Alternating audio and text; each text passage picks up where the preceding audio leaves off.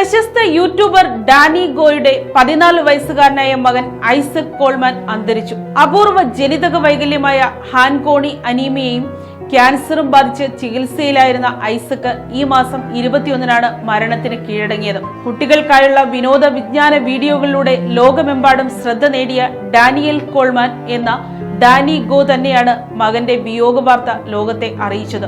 എപ്പോഴും സന്തോഷവും പോസിറ്റിവിറ്റിയും നിറഞ്ഞു നിൽക്കുന്ന ഡാനിയുടെ വീഡിയോകൾക്ക് പിന്നിലെ വലിയൊരു സങ്കടമാണ് ഇപ്പോൾ ലോകമറിയുന്നത്. അപൂർവമായ ജനിതക വൈകല്യമായ ഫാൻകോണി അനീമിയ ഐസക്കിനെ കുട്ടിക്കാലം മുതൽക്കേ അലട്ടിയിരുന്നു.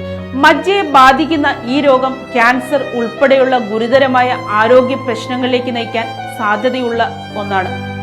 ഈ രോഗാവസ്ഥയുടെ തുടർച്ചയെന്നോണം കഴിഞ്ഞ വർഷം ഐസക്കിന് വായിൽ ക്യാൻസർ സ്ഥിരീകരിച്ചിരുന്നു.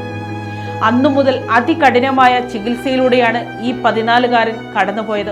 മകന്റെ വിയോഗത്തിൽ ഹൃദയഭേദകമായ ഒരു കുറിപ്പാണ് ഡാനിയൽ കോൾമാൻ തന്റെ സമൂഹമാധ്യമ അക്കൗണ്ടുകളിൽ പങ്കുവച്ചത്. ചികിത്സാ കാലയളവിൽ ഐസക് കാണിച്ച അസാമാന്യമായ ധൈര്യത്തെയും സഹനശക്തിയെയും കുറിച്ച് അദ്ദേഹം കുറിപ്പിൽ അനുസ്മരിക്കുന്നുണ്ട്. ജീവിതത്തിൽ നേരിട്ട വലിയ പ്രതിസന്ധികളെയും വേദനകളെയും അസാമാന്യമായ ധൈര്യത്തോടെയും എപ്പോഴുമുള്ള ആ പുഞ്ചിരിയോടെയുമാണ് അവൻ നേരിട്ടത്. അവന്റെ പിതാവാകാൻ കഴിഞ്ഞതാണ് എൻ്റെ ജീവിതത്തിലെ ഏറ്റവും വലിയ ബഹുമതി.